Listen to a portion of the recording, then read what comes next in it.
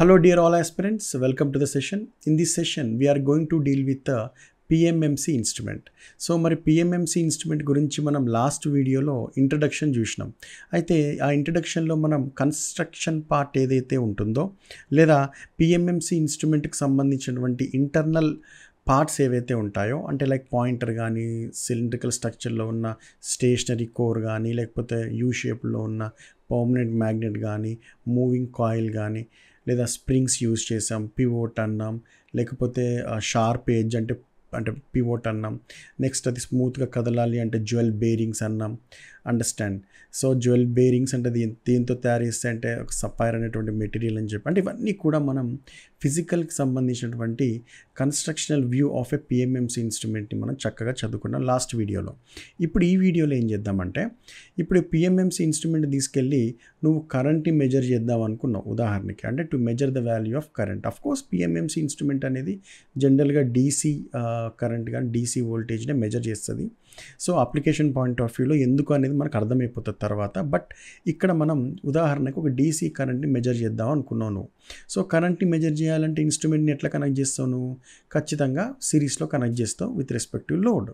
అయితే లోడ్కు నువ్వు సిరీస్లో కనెక్ట్ చేసినప్పుడు ఎప్పుడైతే లోడ్లో ప్రవహిస్తున్న కరెంట్ని ఈ యొక్క ఇన్స్ట్రుమెంట్ ద్వారా నువ్వు ప్రవహింపజేసినప్పుడు ఆ ఇన్స్ట్రుమెంట్లో ప్రవహిస్తున్నటువంటి ఏదైతే ఉంటుందో దాన్ని మరి ఇక్కడ మీటర్ రీడింగ్లో చూపించాలి కదా. మరి మీటర్ రీడింగ్లో చూపించాలి అంటే ఇవన్నీ ఎనలాగ్ ఇన్స్ట్రుమెంట్స్ లేదా ఇండికేటింగ్ ఇన్స్ట్రుమెంట్స్ కాబట్టి ఖచ్చితంగా పాయింటర్ అనేది 0 పొజిషన్ నుంచి మరొక పొజిషన్కి కదలాలి. సో మరి పాయింటర్ కదలాలి అంటే దానిపైన ఫోర్స్ యాక్ట్ అవ్వాలి కదా. నో. సో మరి ఇక్కడ మూమెంట్ రియాక్షన్ అంటే ఏంటి? మూవింగ్ కాయిల్కి సంబంధించి అంటే ఆ మూవింగ్ కాయిల్లో ఫోర్స్ కనుక ఉత్పత్తి అయినట్లయితే దానికి కనెక్ట్ చేయబడినటువంటి పాయింటర్ ఏదైతే ఉందో అది కూడా మూవ్ అవుతుంది. Simple point. అంటే మూవింగ్ కాయిల్లో ప్రవహిస్తున్నటువంటి కరెంటుపై ఆధారపడి ఈ యొక్క పాయింటర్ అనేది 0 పొజిషన్ నుంచి మరొక పొజిషన్కి కదలాలి. అంటే కదలాలి అంటే ఈ పాయింటర్ పైన ఫోర్స్ యాక్ట్ అవ్వాలి. అటువంటి ఫోర్స్ని మనం ఏమంటామయ్యా అంటే డిఫ్లెక్టింగ్ ఫోర్స్ అంటాం. సో మరి పర్మనెంట్ మ్యాగ్నెట్ అన్నాను, పోల్స్ అన్నాను కదా, ఇవన్నీ అని చెప్పాను కదా already. So let me say this is north pole and this is south pole. Obviously flux lines flows from out of the core అంటే north pole to south pole. Clear, right. చలో. So మరి ఇక్కడ మధ్యలో ఏముంటుంది sir అంటే జాగ్రత్తగా గమనించండి. So మధ్యలో ఏ వ్యవస్థ ఉంటుందో ఒకసారి చూసే ప్రయత్నం చేద్దాం. చూడండి ఇక్కడ. సో ఫస్ట్ నేనేం డ్రా చేస్తానంటే మరి మనకి ఫస్ట్ ఏముంటుంది ఇక్కడ ఒక సిలిండ్రికల్ స్ట్రక్చర్ ఒక రూపం ఉంటుంది, రైట్.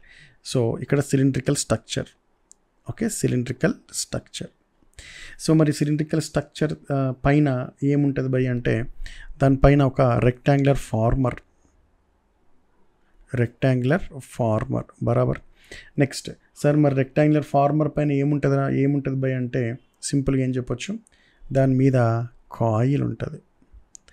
అండర్స్టాండ్. ఏముంటుంది? కాయిల్కి సంబంధించినటువంటి టెర్మినల్స్ ఇలా తీసుకుందాం ఉదాహరణకి. కాయిల్ యొక్క టెర్మినల్స్ ఇలా తీసుకుందాం, ఓకేనా, అంటే ఇన్పుట్ అవుట్పుట్ టెర్మినల్స్ లాగా. ఓకే, ఇదొక టెర్మినల్స్ అంటే కాయిల్ చుట్టి ఉంటారు కదా. అండర్స్టాండ్. సో అలా చుట్టి అని చెప్పేదానికంటే కూడా ఏం చేద్దామంటే దీని మీద ఇంకో కాయిల్ అంటే టర్న్స్ని నేను మెన్షన్ చేసే ప్రయత్నం చేస్తాను సింపుల్గా, ఓకేనా. సో ఇదొక టర్న్, నెక్స్ట్ ఇంకొక టర్న్ వేద్దాం. ఇప్పుడు నేను ఇక్కడ ఏమేమి మెన్షన్ చేసినా నీకు ఇదంతా కూడా లాస్ట్ క్లాస్లో మనం చదువుకున్నప్పుడు ఏదైతే ఉందో దాన్ని ఒక్కసారి రీక్యాప్ చేసుకోవాలా. ఇదేంటిది? It is nothing but iron core. ఏది? సిలిండ్రికల్ స్ట్రక్చర్ పైన ఏముంది ఇక్కడ? Here we have rectangular former. Okay, former. మళ్ళీ దానిపైన ఏం చుట్టినావు? దానిపైన కాయిల్ బరాబర్. మూవింగ్ కాయిల్ అంటే లేకపోతే కాయిల్ మూవ్ అవుతుంది కాబట్టి దాన్ని మూవింగ్ కాయిల్ అంటాం. That is nothing but A coil, copper coil, right. So ఇప్పుడు స్ట్రక్చర్ అర్థమైంది, రైట్. సో ఇప్పుడు ఏంది మరి? నార్త్ పోల్ సౌత్ పోల్ ఉన్నది, మధ్యలో ఒక మూవింగ్ కాయిల్ ఉన్నది. సో ఆ మూవింగ్ కాయిల్ అమర్చడానికి దాని లోపల ఫార్మరు, మరి ఆ ఫార్మర్ కింద ఒక సిలిండ్రికల్ కోర్ అంటే ఐరన్ కోర్, ఇవన్నీ చదివినాం కదా, రైట్. చలో ఉదాహరణకి నేను ఏమంటానంటే ఉదాహరణకి నేను ఇట్లా కరెంట్ని ప్రవహింపజేసిన అంటున్నా. ఉదాహరణకి ఇది కరెంట్ I అంటున్నా. అట్లా కరెంట్ లోపలికి పోయి బయటకు వస్తుంది ఇట్లా. That's it. Understand. So current లోపలికి పోతుంది, గిరగిర తిరిగేసి మళ్ళీ కరెంట్ బయటకు వస్తుంది. Bus clear. ఇది కాయిల్ కదా. సో మరి కరెంట్ లోపలికి పోయింది కాబట్టి నేను ఏమంటానంటే ఈ చివర నేను దీన్ని క్రాస్గా మెన్షన్ చేస్తాను.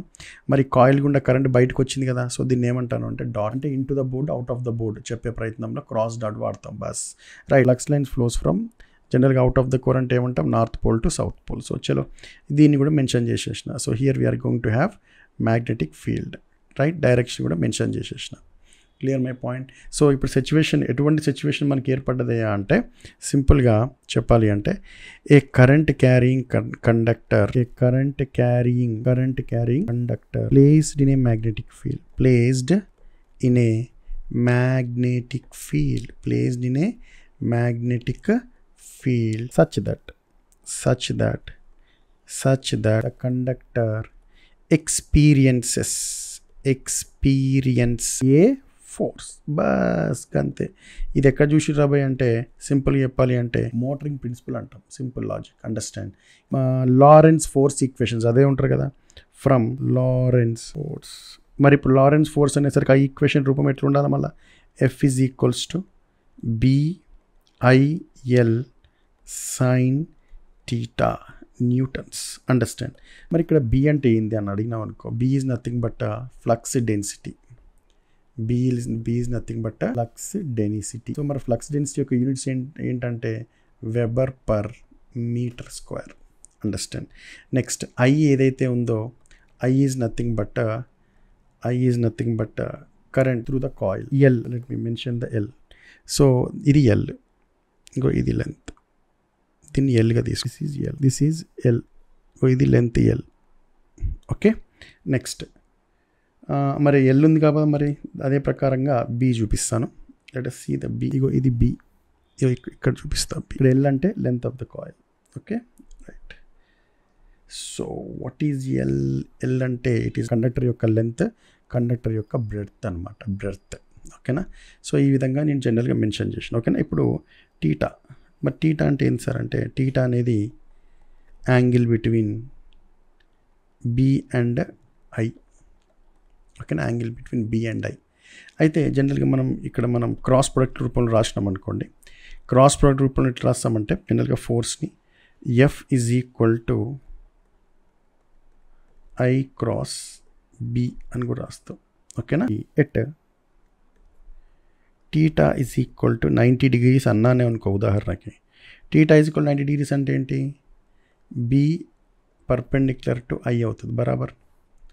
అండర్స్టాండ్. అంటే ఇది మరియు ఇది అనమాట. అండర్స్టాండ్. చూడండి, కరెంటు ప్రవాహం ఏమో పైకి ఇట్లున్నది, ఇది వచ్చేసి ఫ్లక్స్ డెన్సిటీ ఏమో ఇట్లున్నది. అడ్డంగా నిలువుగా కరెంటు పోతుంది, అడ్డంగా ఫ్లక్స్. అంటే యాంగిల్ ఎంత, పర్పెండిక్యులర్ అంటే 90 degrees, బరాబర్. సో మరి ఫోర్స్ ఏమని రాస్తాం మరి, F is equals to BIL అని రాస్తాం, న్యూటన్స్. అంటే దీని అర్థం ఏంటి, ఉత్పత్తి అయినటువంటి ఫోర్స్ యొక్క విలువ మ్యాక్సిమం అన్న విషయాన్ని గుర్తుపెట్టుకోండి. బస్. Now it is right the torque equation. So torque equation అంటే ఏమని రాస్తాం మనం, just look at here carefully. Torque అంటే ఏంటి, టీతో సూచిస్తాం. Is equals to force into distance, బరాబర్. Force into distance. ఇక్కడ డిస్టెన్స్ అనే పదం వాడినప్పుడు గుర్తుపెట్టుకోండి, ఆఫ్ కోర్స్ ఇక్కడ మనం బ్రెడ్త్ అనే పదాన్ని వాడినా కదా, సో దాని డిస్టెన్స్ అనేద్దాం, అంటే దూరం. Understand, distance, right. చలో. సో మరి ఫోర్స్ ఏమని రాసినాం ఇక్కడ, that is nothing but torque is equals to BIL into D అని రాసేద్దాం. సో ఇది newtons metre. Okay, newton metre, ఎందుకంటే ఫోర్స్ అంటే న్యూటన్, డిస్టెన్స్ అంటే మీటర్స్, బస్ట్, రైట్. ఇది టార్క్కి సంబంధించినటువంటి ఈక్వేషన్. అయితే ఇదంతా కూడా ఈ టార్క్ ఉత్పత్తి, ఫోర్స్ ఉత్పత్తి అని చెప్పేసి చెప్పినా కదండి మళ్ళీ. అయితే సార్ ఇదంతా ఓకే, బాగానే ఉంది, కానీ మరి ఈ ఫోర్స్ యొక్క దిశ ఎవడిస్తాడు సార్ అంటే, ఫోర్స్ అనేది ఏ దిశలో ఉత్పత్తి అయిందో తెలియకపోతే ఎట్లా మళ్ళా, అవునా కదా. సో మరి డైరెక్షన్ ఎవడిస్తాడు సార్ అంటే, direction is given by Fleming left hand rule. ఎవడిస్తాడమ్మా, Fleming left hand rule, correct. So మరి ఫ్లెమింగ్ లెఫ్ట్ హ్యాండ్ రూల్ వాడుకొని మనము దిశను కనుక్కోవాలి. క్లియర్. చలో. మరి ఇప్పుడు ఇదే బొమ్మని నేను ఇట్లా వేస్తా, ఒకసారి చూడండి. ఒక్కసారి ఇదే బొమ్మని ఈ విధంగా వేస్తాను, చూడండి ఒక్కసారి. ఇది నార్త్ పోల్, ఇది వచ్చేసి ఏంటిది సౌత్ పోల్, బరాబర్, రైట్. సో మరి మధ్యలో ఏముంటుందని చెప్పిన, ఒక సిలిండ్రికల్ రూపం ఉంటుంది అది అని చెప్పినా కదా, రైట్. ఇలా ఆ రూపాన్ని ఇట్లా మెన్షన్ చేస్తాను, just for understanding. Okay. So let me mention like this. Now మరి దానిపైన ఫార్మరు, రెక్టాంగులర్ కాయిల్ ఇవన్నీ ఉంటాయి కదా మళ్ళీ. చలో దాన్ని ఇట్లా చూపిస్తా. ఓకేనా, రైట్. ఆఫ్ కోర్స్ దీనికి పాయింటర్ కనెక్ట్ అయి ఉంటుంది, ఇది తిరుగుతుంది అనమాట. ఓకేనా. మరి ఫార్మర్ అయిపోయింది. మరి ఏముంటుంది మళ్ళీ ఫార్మర్ పైన కాయిల్ ఉంటుందని చెప్పినా కదా, ఇది కాయిల్ బరాబర్. అయితే లాస్ట్ ఫిగర్లో మీరు గమనిస్తే ఈ కరెంట్ పైకి ఇది లోపల క్రాస్ డాట్ అని చెప్పినా కదా నేను. దేర్ ఫోర్ క్రాస్ డాట్ అని చెప్పినప్పుడు మరి ఇది ఏమవుతుంది, ఇక్కడ ఇది వచ్చేసి క్రాస్ అవుతుంది, ఇదేమైతే డాట్ అవుతుంది బరాబర్. రైట్. సో మరి ఫ్లెమింగ్ లెఫ్ట్ హ్యాండ్ వాడే సందర్భంలో మీకు తెలిసిందే, దిస్ ఈజ్ అ లెఫ్ట్ హ్యాండ్లో మనం 3 ఫింగర్స్ని చూస్ చేస్తాము. ఒకటి వచ్చేసి థంబ్, ఇంకోటి వచ్చేసి 4 ఫింగర్, ఇంకోటి వచ్చేసరికి ఏంటి మిడిల్ ఫింగర్. థంబ్ ఏం రిప్రజెంట్ చేస్తుంది, ఫోర్స్ని రిప్రజెంట్ చేస్తుంది. మిడిల్ ఫింగర్ దేన్ని రిప్రజెంట్ చేస్తుంది, మ్యాగ్నెటిక్ ఫ్లక్స్ని రిప్రజెంట్ చేస్తుంది. మరి ఇది 4 ఫింగర్ ఏం రిప్రజెంట్ చేస్తుంది, మ్యాగ్నెటిక్ ఫ్లక్స్. అదేవిధంగా మిడిల్ ఫింగర్ ఏం రిప్రజెంట్ చేస్తుంది, direction of current or voltage. అయితే ఇక్కడ మీరు జాగ్రత్తగా గమనించినప్పుడు నేను ఇక్కడ డైరెక్షన్ ఆఫ్ కరెంట్ క్రాస్ దగ్గర చూస్తున్నా. ఇదేంటి, ఇది నార్త్ పోల్, ఇది వచ్చేసి ఏంటిది south pole. Understand. So direction of flux అనేది north pole to south pole అని మెన్షన్ చేసేసిన క్లియర్గా. సో ఆ డైరెక్షన్ నేను ఈ ఫింగర్తో సూచిస్తాను కాబట్టి direction of flux north pole to south pole అంటే ఒక ఇట్లా చూపించిన. క్లియర్ మై పాయింట్, ఇట్లా. అండర్స్టాండ్. అంటే మీరు ఏమనుకోవాలి అంటే ఇక్కడ ఈ బొమ్మలో మీరు ఏమనుకుంటారంటే ఇది నార్త్ పోల్, ఇది south pole, direction of flux అనేది ఇట్లుంది అనుకోండి. ఓకేనా. మీరు చూస్తున్నారు కాబట్టి ఇది నార్త్ పోల్, ఇది సౌత్ పోల్. ఓకేనా. సో డైరెక్షన్ ఆఫ్ ఫ్లక్స్ ఎట్లుంది, ఇట్లున్నది అనమాట బరాబర్. రైట్. సో ఇప్పుడు ఇది అయిపోయింది. ఇప్పుడు కరెంట్ డైరెక్షన్ ఎట్లుంది, మళ్ళీ లోపడుకున్నది బరాబర్. కరెంట్ డైరెక్షన్ ఎట్లున్నది, లోపడుకున్నది. అంటే ఇది నార్త్ పోల్, ఇది south pole, direction of current లోపడుకున్నది. Clear my point.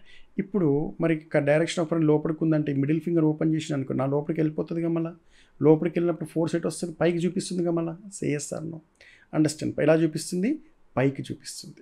అవునా కదా, అవునా కదా. ఇది నార్త్ పోల్, సౌత్ పోల్, అవునా కదా. డైరెక్షన్ ఆఫ్ కరెంట్ ఎటు ఉంది, లోపలికి. సో డైరెక్షన్ ఆఫ్ కరెంట్ లోపలికి, north pole to south pole. ఇది ఎలా చూపిస్తుంది, పైకి చూపిస్తుంది బరాబర్. సో దీన్ని కరెక్ట్గా జాగ్రత్తగా గమనించి, దీన్ని కరెక్ట్గా ఇట్లా జాగ్రత్త జరిగా ఇట్లా తీసుకెళ్ళి ఇట్లా పెట్టిన అనుకో బోర్డు పైన, ఇది బోర్డు అనుకో, ఇది బోర్డు అనుకో, ఇది బోర్డు అనుకో, ఇట్లా పెట్టిన అనుకో కరెక్ట్గా. ఈ ఫోర్స్ ఎటు ఉంది, ఇటువైపు ఉంది, ఇటువైపు కిందికి చూపిస్తుందంటే కదా మళ్ళీ. సేఎస్ఆర్ నో. ఇది లోపలికి, ఇది ఇటు, ఇది కిందికి, అంటే లోపలి బయటికి చూపిస్తుంది. రైట్. సో ఒక ఐడియా వచ్చింది. రైట్. చలో ఫోర్స్ ఎటు చూపిస్తుంది, ఇటు చూపిస్తుంది.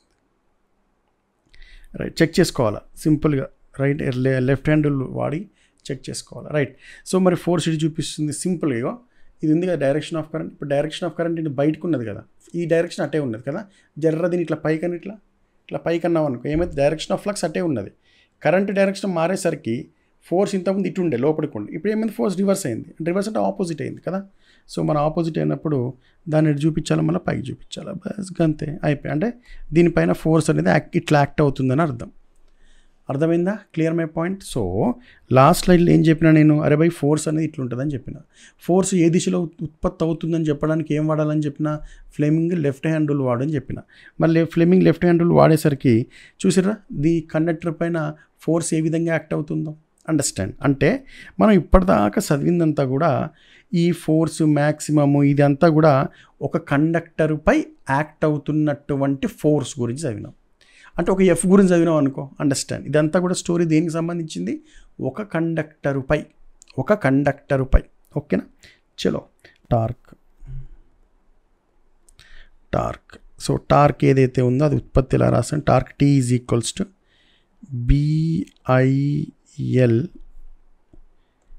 BIL ఇంటూ D అని రాసిన కదా, BIL ఇంటూ D అని రాసిన. అండర్స్టాండ్. రైట్. ఇప్పుడు ఇక్కడ ఒక పాయింట్ యాడ్ చేస్తాను నీకు. లెంత్ ఇంటూ బ్రెడ్త్ కాకపోతే డిస్టెన్స్ అంటే horizontal distance is equal to ఏమవుతుంది, మళ్ళీ ఏరియా అవుతుందా అవ్వదా. అండర్స్టాండ్. ఏరియాకి సమానం అవుతుంది కదా. ఓకే. ఏరియాకి సమానం. సో ఏరియాకి సమానం అంటే దీన్ని అట్లా ఎందుకు ఉంచుతాం, మళ్ళీ అది మార్చేస్తాం కదా. BIL ఇంటూ ఇది ఏ చేద్దాం బస్ అంతే. ఇది టార్క్. అండర్స్టాండ్. సో ఇప్పటిదాకా మనం చదివిన స్టోరీ ఏదైతే ఉందో it is strictly related to whom one conductor. ఓకేనా.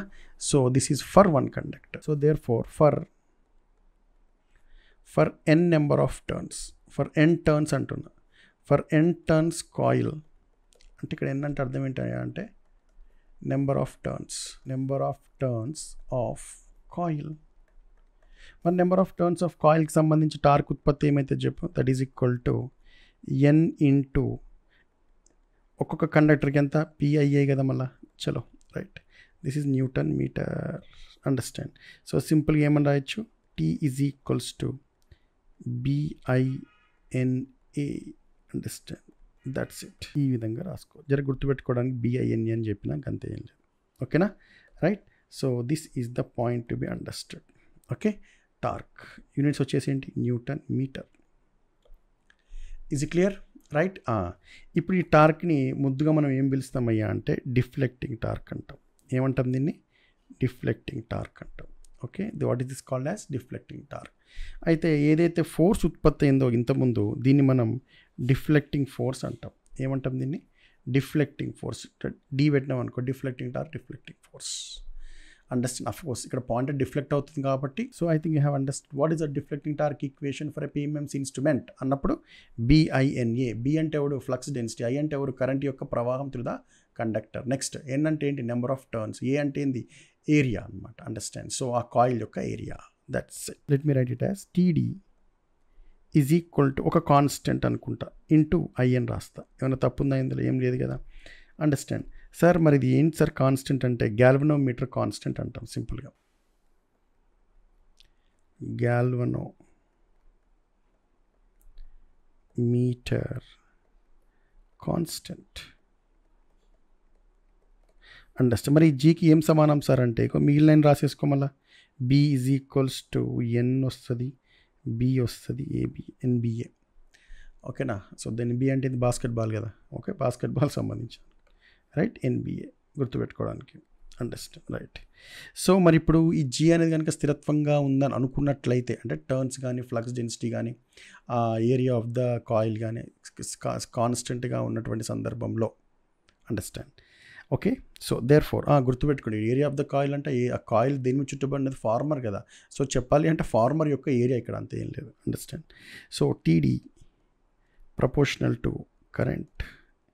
ఇది ఒక అద్భుతమైనటువంటి expression. Understand, this is the very very very very important expression. Okay, చలో. మరి ఇప్పుడు ఎప్పుడైతే ఇక్కడ మీరు జాగ్రత్తగా గమనించినట్లయితే, ఎప్పుడైతే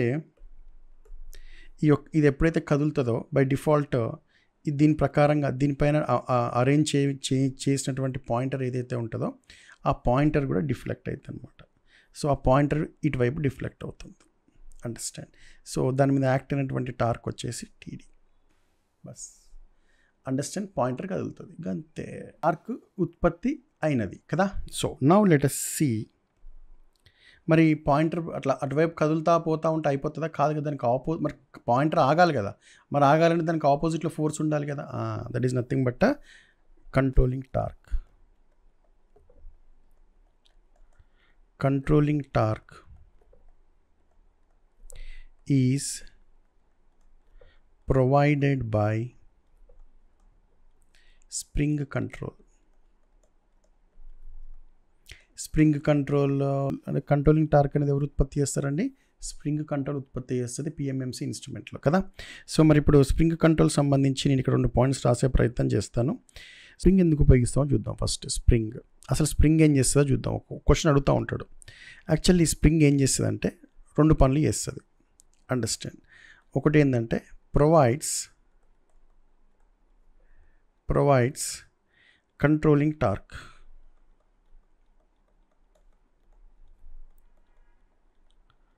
provides controlling torque. Sir provides controlling torque అంటే అర్థం ఏంటయ్యా అంటే, TC ఈజ్ ఈక్వల్స్ టు, జనరల్గా మనం KC ఇంటూ టీటా అని రాస్తాం కదా. ఇక్కడ KC అంటే అర్థం ఏంటి, it is nothing but spring constant అంట. స్ప్రింగ్ కాన్స్టెంట్ అని చదువుకున్నాం కదా. అదే స్ప్రింగ్ కాన్స్టెంట్ లేదంటే మనం స్టిఫ్నెస్ అనే పదాన్ని వాడతాం. ఏం వాడదామండి, స్టిఫ్నెస్ ఆఫ్ ద స్ప్రింగ్ అని వాడతాం. స్టిఫ్నెస్ ఆఫ్ స్ప్రింగ్ అనే పదాన్ని వాడతాం. ఓకేనా, స్టిఫ్నెస్ ఆఫ్ స్ప్రింగ్ అంటే ఆఫ్కోర్స్ దేంతో తయారవుతుంది అంటే ఫాస్ఫరస్ బ్రాంజ్ అనే పదాన్ని వాడతాం. ఓకేనా, ఫాస్ఫరస్ బ్రాంజ్. ఓకే, అది దేంతో తయారైంది ఇక్కడ అవసరం లేదు, బట్ ఎనీవేస్ ఒక పాయింట్. ఓకేనా, రైట్. సో ఇక్కడ చెప్పాలి అంటే TC ప్రపోర్షనల్ టు ఏంటమ్మా, theta. TC is proportional to what, theta. Understand, TC is proportional to what, theta. Okay, so ఇక్కడ టీటా అంటే ఏంటి, డిఫ్లెక్టింగ్ యాంగిల్. ఓకేనా, డిఫ్లెక్టింగ్ యాంగిల్, రైట్. చలో, సో మరి ఒకటి అయిపోయింది, రెండోది ఏంటో చూద్దాం. అండర్స్టాండ్, రెండోది చూసారనుకోండి, used as leads of instrument అంటే ఇప్పుడు మీరు ఈ యొక్క పిఎంఎంసీ ఇన్స్ట్రుమెంట్ని కనుక ఒక అమ్మీటర్లుగా వాడారనుకోండి, దాన్ని ఏం చేస్తాం మనం, ఆ లీడ్స్ని కనెక్ట్ చేయాలి కదా, అంటే కనెక్ట్ చేయడానికి అనమాట. అంటే ఏదైతే నువ్వు కరెంటు ప్రవహిస్తావో, ఏదైతే ఏ కరెంట్ని అయితే మెజర్ చేయాలనుకుంటున్నావో ఆ కరెంటు ప్రవాహన అనేది ఈ స్ప్రింగ్స్ ద్వారానే మొదలవుతుంది. అంటే స్ప్రింగ్లో ఎంటర్ అవుతుంది, మరొక స్ప్రింగ్ నుంచి బయటకు వచ్చేస్తుంది అనమాట. ఓకేనా, acts as a lead. Understand. So ఇక లీడ్ అంటే అర్థం ఏంటయ్యా అంటే used as a leads of instrument అంటే దట్ ఈజ్ క్యారీస్ కరెంట్. సింపుల్గా carry current. So carry current కాబట్టి మనం ఎక్కువ కరెంట్ని ఎక్కువ విలువ పెంచలేమన్నమాట. ఎందుకంటే ఎక్కువ విలువ పెరిగామనుకోండి అక్కడ స్ప్రింగ్ తట్టుకోలేదన్నమాట. అంటే స్ప్రింగ్ యొక్క కెపాసిటీ విల్ నాట్ సపోర్ట్.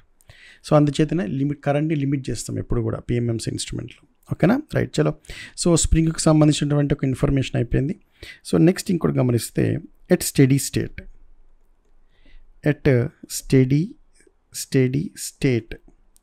మరి స్టడీ స్టేట్ సందర్భంలో పాయింటర్ అనేది స్థిరత్వంకి రావాలి కదా. సో ఆ కండిషన్ ఏంటయ్యా అంటే ఇక్కడ డిఫ్లెక్టింగ్ టార్క్ యొక్క విలువ is equals to controlling torque యొక్క విలువకు సమానం అవ్వాలా. అండర్స్టాండ్. సో డిఫ్లెక్టింగ్ టార్క్ అనేది కంట్రోలింగ్ టార్క్ యొక్క విలువకి ఎలా ఉండాలి, సమానంగా ఉండాలి. అట్టి సందర్భంలో పాయింటర్ ఏమవుతుంది, మళ్ళీ ఒక స్థిరత్వం వాల్యూ దగ్గర ఆగేటటువంటి అవకాశం ఉంటుంది. అండర్స్టాండ్. సో మరి ఇప్పుడు టీసీ అనేది టీడీ అనేది చదివినాం కదా. సో టీడీ అంటే ఏం చదివినాం మనం జనరల్గా? టీడీ అంటే టీడీ అంటే కాన్స్టెంట్ రాసేసినాం మనం, ఇక్కడ జీ అని రాసినాం కదా. చలో, ఏమని రాసినాం? జీ అని రాసినాం కదా. సో ఇక్కడ ఏం రాస్తామండి? G times of I is equal to TC అంటే కేసీ ఇంటూ టీటా. సో ఇక్కడ theta is equal to KC, theta is equal to G divided by KC అని రాసుకోవచ్చు కదా, ఇంటూ ఐ. ఇలా రాసుకుంటే తప్ప. ఓకే, డిఫ్లెక్టింగ్ టార్క్ అనేది ఈ యొక్క కాన్స్టెంట్ మరి అంటే జీ ఐ కేసీ అంటే రెండు కాన్స్టెంట్లే, ఇంటూ ఐ అనమాట. అంటే theta is proportional to I. ఈ రేషియో కాన్స్టెంట్ ఉన్నటువంటి సందర్భంలో. అండర్స్టాండ్. సో మీరు జాగ్రత్తగా గమనించినట్లయితే ఇక్కడ గుర్తుపెట్టుకోవాల్సిన పాయింట్ ఏంటయ్యా అంటే ఇప్పుడు జీకే కాన్స్టెంట్ ఉందనుకోండి, టీటా ప్రపోర్షనల్ టు ఏమవ్వాలి, మళ్ళీ ఐకి సమానం అవ్వాలా. బస్గా అంత ఇంకేముంది ఇక్కడ, టీటా ప్రపోర్షనల్ టు ఐ. అంటే కరెంట్ ఎంత ప్రవహిస్తే దానికి తగ్గట్టుగా డిఫ్లెక్ట్ అంటే పాయింట్ అనేది డిఫ్లెక్ట్ అవుతుందని అర్థం. అండర్స్టాండ్. ఇది పిఎంఎంసీ ఇన్స్ట్రుమెంట్లో. మరి ఇటువంటి సందర్భాన్ని కనుక గమనించారనుకోండి, మీరు ఏం చెప్పొచ్చు, దీన్ని మనం యూనిఫామ్ స్కేల్ అని చెప్పొచ్చు. యూనిఫామ్ స్కేల్ అని కూడా మనం చెప్పొచ్చు. సో పిఎంఎంసీ ఇన్స్ట్రుమెంట్లో స్కేల్ ఏదైతే ఉంటుందో ఎలా ఉంటుంది, యూనిఫామ్ స్కేల్. ఎందుకంటే ఇక్కడ theta deflecting angle is directly proportional to current. Okay, so this is the point to be understood, right. Next ఇంకొక పాయింట్ని యాడ్ చేస్తాను. ఇక్కడ మనకి ఈ యొక్క డిఫ్లెక్టింగ్ అంటే పాయింటర్ ఏదైతే ఉంటుందో ఎంత ఫాస్ట్గా రియాక్ట్ అవుతుంది అనే పాయింట్ దగ్గర, అంటే చిన్న కరెంట్ కూడా మంచి రెస్పాండ్ అనమాట, స్మాల్ కరెంట్ మంచి రెస్పాండ్. సో దాన్ని ఎలా చెప్తామంటే సెన్సిటివిటీ అంటాం. సెన్సిటివిటీ. అండర్స్టాండ్. సో మరి సెన్సిటివిటీ అన్నాను అనుకోండి, ఎలా చూపించవచ్చాయా అంటే small change in current will have a change in deflecting torque that is equals to ఏమని రాయొచ్చండి, that is nothing but G divided by KC which is equals to BNA divided by constant KC. ఇదంతా కూడా ఎలా ఉంటుందండి, constant. All the story will remains constant. ఓకేనా, దీన్ని ఏమంటాం మనం, సెన్సిటివిటీ. అంటే ఒక్కోసారి సెన్సిటివిటీ డిఫైన్ చేయండి అంటాడు, అప్పుడు ఇలా రాయండి. సో సెన్సిటివిటీని డిఫైన్ చేసే సందర్భంలో ఏముందంటే ఇక్కడ బిఎన్ఏ కేసీ కదా. సో బి అంటే ఏంటి, ఫ్లక్స్ డెన్సిటీ, రైట్. సో మనం సెన్సిటివిటీని ఈ విధంగా కూడా డిఫైన్ చేయొచ్చు అనమాట. ఓకేనా, right. Okay, so this is about deflecting torque మరియు controlling torque. Okay, damping. Okay, so మరి ఎటువంటి డాంపింగ్ అంటే ఇప్పుడు మామూలుగా పాయింటర్ అనేది మూవ్ అవుతుంది కదా. అంటే నా ఉద్దేశం ఏంటంటే ఇక్కడ ఏ స్కేల్ అని చెప్పాను, లీనియర్ స్కేల్ అని చెప్పాను. ఏ స్కేల్ అని చెప్పాను, linear scale. So linear scale అంటే అర్థం ఏంటయ్యా అంటే ఉదాహరణకి ఇలా చూడండి, ఉదాహరణకి ఇలా ఉంది. ఓకే, సో ఇక్కడ ఏముంటుంది, స్కేల్ ఈ విధంగా స్కేల్ ఉంటుంది అనమాట. ఓకే, సో ఇక్కడ మనకి పాయింటర్ ఈ విధంగా పాయింటర్ ఉందనుకుందాం. సో ఈ స్కేల్ మీద ఏవైతే విలువలు ఉంటాయో ఈ విధంగా ఈక్వల్గా డివైడ్ అవుతాయి అనమాట. అంటే 1 2 3 4 5 ఇట్లా ఈ విధంగా ఉంటుంది అనమాట లీనియర్ స్కేల్. అంటే స్పేసింగ్ ఏదైతే ఉంటుందో spacing will be remains same అనమాట. So division of square, division of scale with equal spacing, బరాబర్, రైట్. ఇది దీని మీనింగ్. Okay, done. నెక్స్ట్ ఏం చేద్దామంటే చలో మరి ఇప్పుడు పాయింటర్ మూవ్ అవ్వడం జరిగింది. ఇట్లుంచి ఏమొచ్చింది, డిఫ్లెక్టింగ్ టార్క్ వచ్చింది. ఇట్లుంచి ఏమొచ్చింది, కంట్రోలింగ్ టార్క్ వచ్చింది. సో ఈ పాయింటర్ పైన రెండు యాక్ట్ అవుతున్నటువంటి సందర్భంలో మరి పాయింటర్ ఆసిలేషన్కి లోన్ అవుతుంది కదా, బరాబర్, అండర్స్టాండ్. సో ఇక్కడ ఒక పాయింట్ గుర్తుపెట్టుకోవాల్సింది ఏంటయ్యా అంటే మనము పిఎంఎంసి ఇన్స్ట్రుమెంట్లో in PMMC instrument, I say in PMMC instrument 0.1 weber per metre square నుంచి మొదలుకుంటే 1 weber per metre square. So మరి మ్యాగ్నెటిక్ ఫీల్డ్ ఇంత అత్యద్భుతంగా ఉందన్న విషయం అర్థమైంది కదా. మరి ఇంత అద్భుతమైనటువంటి మ్యాగ్నెటిక్ ఫీల్డ్ కలిగి ఉండడం వలన మనం ఏం ప్రిఫర్ చేస్తామండి, ఎడ్డీ కరెంట్ డ్యాంపింగ్ని ప్రిఫర్ చేస్తాం. అయితే ఎడ్డీ కరెంట్ డ్యాంపింగ్ అనేది ఎలా వర్కౌట్ అవుతుందయ్యా అంటే నేను I'm just telling you the same points, just come back here. So ఇక్కడ జాగ్రత్త చూడు, ఇదేంటిది ఫార్మర్, జాగ్రత్త చూడు, ఇది ఫార్మర్ కదా. మ్యాగ్నెటిక్ ఫీల్డ్ యొక్క విలువ చాలా అత్యద్భుతంగా ఉందన్న విషయం తెలుసు. చూడండి ఇక్కడ ఎప్పుడైతే ఈ ఫార్మర్ అనేది కదులుతూ ఉంటుందో, మళ్ళీ చెప్తున్నా, ఈ ఫార్మర్ అనేది కదులుతూ ఉంటుందో మరి ఈ ఫార్మర్ దేంతో తయారు చేయబడుతుంది, అల్యూమినియంతో తయారు చేయబడుతుంది, right. Former is made up of aluminium. So ఈ అల్యూమినియం మెటీరియల్ ఏదైతే ఉందో మరి ఇప్పుడు ఇది మ్యాగ్నెటిక్ ఫీల్డ్లో కదులుతూ ఉన్నటువంటి సందర్భంలో ఈ అల్యూమినియం ఫార్మర్ అనేది మ్యాగ్నెటిక్ ఫ్లక్స్ని కట్ చేస్తుంది కదా. మరి మ్యాగ్నెటిక్ ఫ్లక్స్ని కట్ చేసినప్పుడు the time rate of change of magnetic field ఏదైతే ఉంటుందో రిజల్ట్స్ వాట్, ఇండ్యూస్డ్ ఈఎంఎఫ్. అదే కదా ఫారడేస్. అంటే ఈ ఫార్మర్ మీద కూడా ఈఎంఎఫ్ అనేది ఉత్పత్తి అవుతుంది. మరి ఈ ఫార్మర్ మీద ఉత్పత్తి అయినటువంటి ఈఎంఎఫ్ ఏం ఉత్పత్తి చేస్తాయి అంటే ఎడ్డీ కరెంట్స్ని ఉత్పత్తి చేస్తుంది.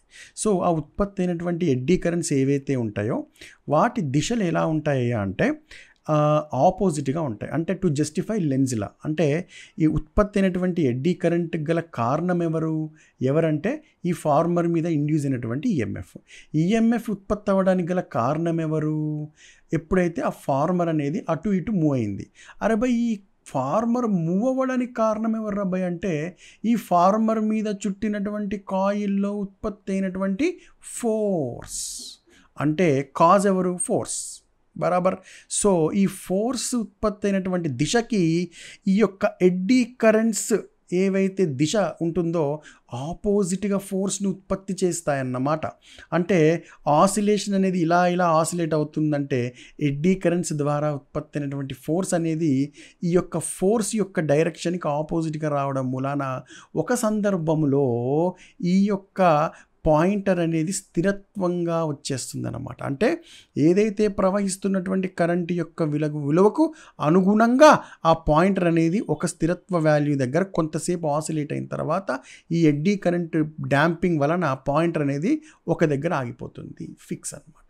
Simple, understand. ఎన్ని టార్క్లు ఉత్పత్తి అయినాయి, పాయింటర్ మూవ్ అవడానికి డిఫ్లెక్టింగ్ టార్క్, పాయింటర్కి ఆపోజిట్గా కంట్రోలింగ్ టార్క్, ఆ తర్వాత పాయింటర్ కొంత ఆసిలేషన్ తర్వాత యథాస్థానానికి త్వరగా రావడానికి డాంపింగ్ టార్క్. ఈ damping torque is given by what, eddy current damping method technique. Clear? So this is the story of torques which produced on a pointer to have a reading in according to the current flowing through the PMMC instrument. Right? Thank you.